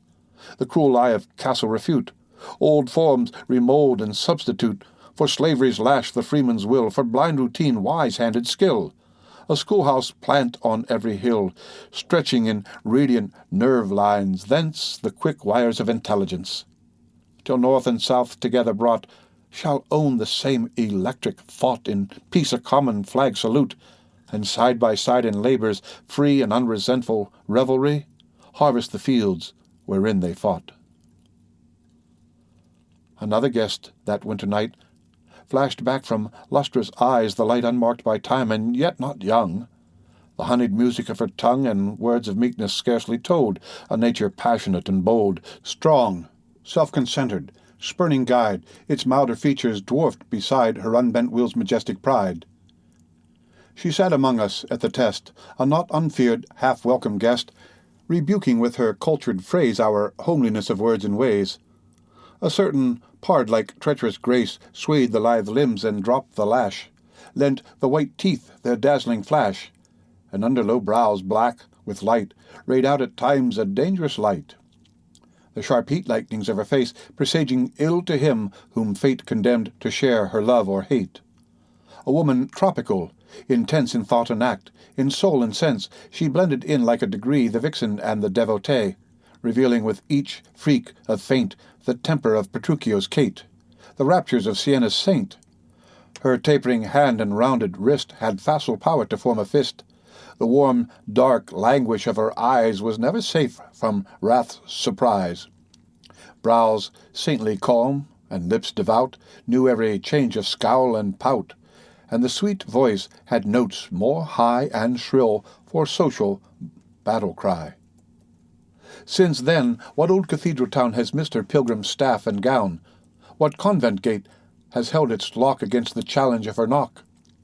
Through Smyrna's plague-hushed thoroughfares, up sea-set Malta's rocky stair, grave olive slopes of hills that hem thy tombs and shrines, Jerusalem, or, startling on her desert throne, the crazy Queen of Lebanon, with claims fantastic as her own, her tireless feet have held their way, and still, unrestful, bowed and grey, she watches under eastern skies with hope each day renewed and fresh, the Lord's quick coming in the flesh, whereof she dreams and prophesies.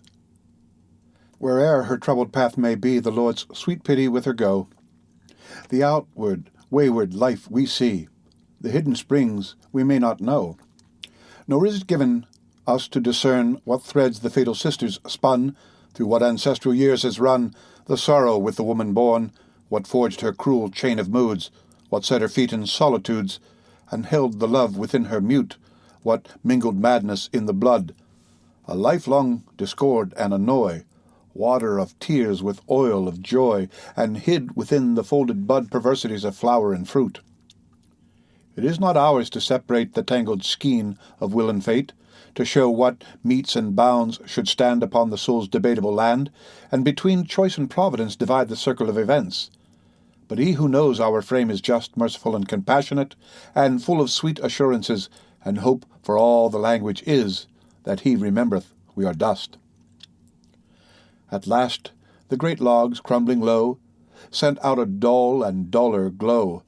The bull's eyes watched that hung in view, ticking its weary circuit through, pointed with mutely warning sign its black hand to the hour of 9. That sign the pleasant circle broke.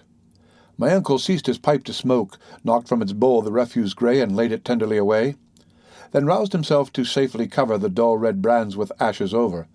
And while with care our mother laid the work aside, her steps she stayed, one moment, seeking to express her grateful sense of happiness, for food and shelter, warmth and health, and love's contentment more than wealth.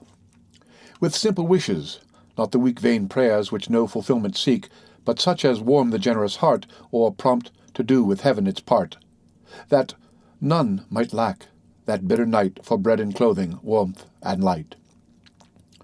Within our beds we heard the wind that round the gables roared, with now and then a ruder shock, which made our very bedsteads rock. We heard the loosened clapboards tossed, the board nails snapping in the frost, and on us, through the unplastered wall, felt the light sifted snowflakes fall. But sleep stole on as sleep will do, when hearts are light and life is new. Faint and more faint the murmurs grew, till in the summer land of dreams they softened to the sound of streams, low stir of leaves, and dip of oars, and lapsing waves on quiet shores. Next morn we wakened with a shout of merry voices high and clear, and saw the teamsters drawing near to break the drifted highways out. Down the long hillside, treading slow, we saw the half-buried oxen go, shaking the snow from heads uptossed, their straining nostrils white with frost. Before our door the straggling train drew up, and added team to gain. The elders threshed their hands a cold, passed with the cider mug their jokes from lip to lip. The younger folks down the loose snowbanks wrestling rolled, then toiled again the cavalcade o'er windy hill through clogged ravine, and woodland paths that wound between.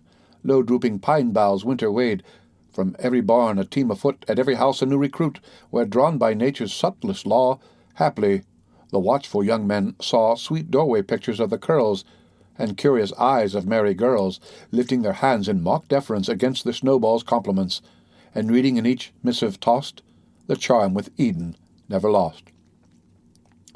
We heard once more the sleigh bells sound, and following where the teamsters led, the wise old doctor went his round, just pausing at our door to say, in the brief autocratic way of one who, prompt at duty's call, was free to urge her claim on all, that some poor neighbour sick abed at night our mother's aid would need, for one in generous thought and deed.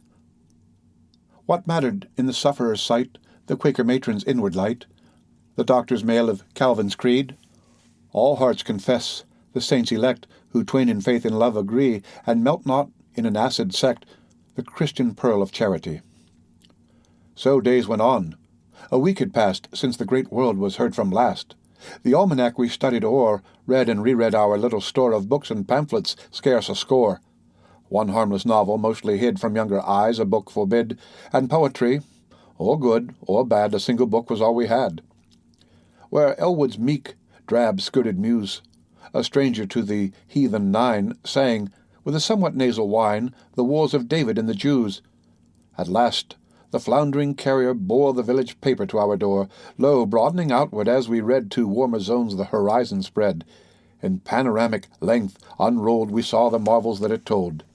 Before us passed the painted creeks, and daft MacGregor on his rage in Costa Rica's Everglades, and up to Geddo's winding slow rode Ypsilanti's Maynooth Greeks, a Turk's head at each saddle-bow, welcome to us its week-old news, its corner for the rustic muse, its monthly gauge of snow and rain, its record mingling in a breath, the wedding bell and dirge of death.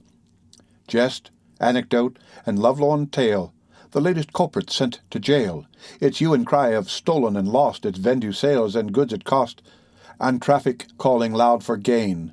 We felt the stir of hall and street, the pulse of life that round us beat.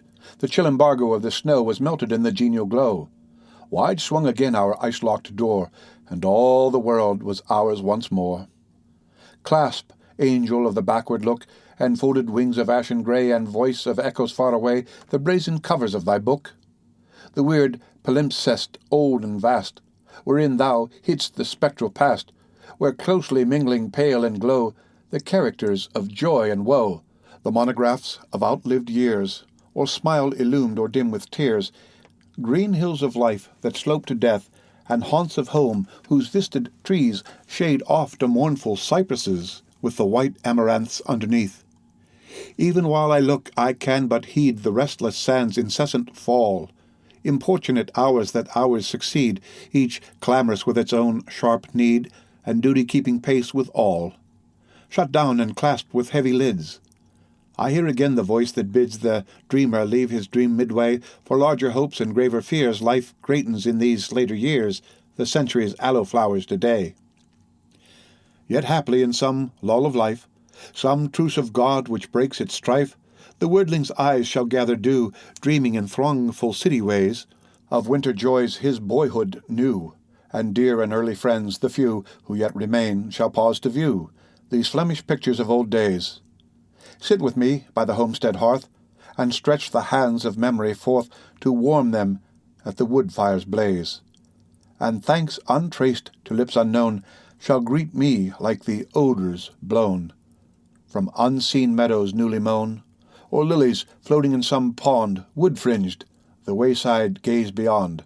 The traveller owns the grateful sense of sweetness near, he knows not whence, and pausing, takes with forehead bare the benediction of the air. Read by Rick Kishner. For Lit to Go on the web at fcit.usf.edu. specimen of an induction to a poem. By John Keats. Lo, I must tell a tale of chivalry, for large white plumes are dancing in mine eye, not like the formal crest of latter days, but bending in 1,000 graceful ways, so graceful that it seems no mortal hand, or e'en the touch of Archimago's wand, could charm them into such an attitude, who must think rather that in a playful mood some mountain breeze had turned its chief delight, to show this wonder of its gentle might.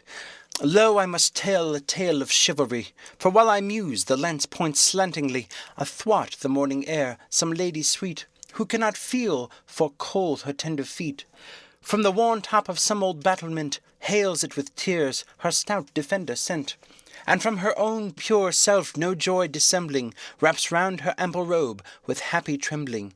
Sometimes, when the good knight his rest would take, it is reflected clearly in a lake, with the young ashen boughs 'gainst which it rests, and the half-seen moistness of linnet's nest. Ah, shall I ever tell its cruelty, when the fire flashes from a warrior's eye, and his tremendous hand is grasping it, and his dark brow for very wrath is knit? Or when his spirit, with more calm intent, leaps to the honours of a tournament, and makes the gazers round about the ring stare at his grandeur of the balancing? No, no, this is far off. Then how shall I revive the dying notes of this minstrelsy, which linger yet about the lone Gothic arches in dark green ivy among wild larches? How sing the splendour of the revelries, when butts of wine are drunk left to the lees, and that bright lance against the fretted wall, beneath the shade of stately Benerol, is slung with shining cuirass, sword, and shield, where ye may see a spur in bloody field. Light-footed damsels move with gentle paces round the white hall, and show their happy faces, or stand in courtly talk by 5s and 7s, like those fair stars that twinkle in the heavens. Yet must I tell a tale of chivalry, or wherefore comes that knight so proudly by, where more proudly goes that gentle knight, rein in the swelling of his ample might. Spencer, thy brows are arched, open, kind, and come like a clear sunrise to my mind, and always does my heart with pleasure dance, when I think of thy noble countenance, where never yet was aught more earthly seen than the pure freshness of thy laurels green. Therefore, great bard, I not so fearfully call on thy gentle spirit to hover nigh my daring steps, or if thy tender care, thus startled unaware, be jealous that the foot of other wight should madly follow that bright path of light. Traced by thy loved Libertus he will speak, and tell thee that my prayer is very meek, that I will follow with due reverence, and start in awe at my own strange pretence. Him thou wilt hear, so I will rest in hope, to see wide plains, fair trees, and lawny slope, to mourn the eve, the light, the shade, the flowers, clear streams, smooth lakes, and overlooking towers. The End. Read by David Russell for Lit2Go. Available on the web at fcit.usf.edu.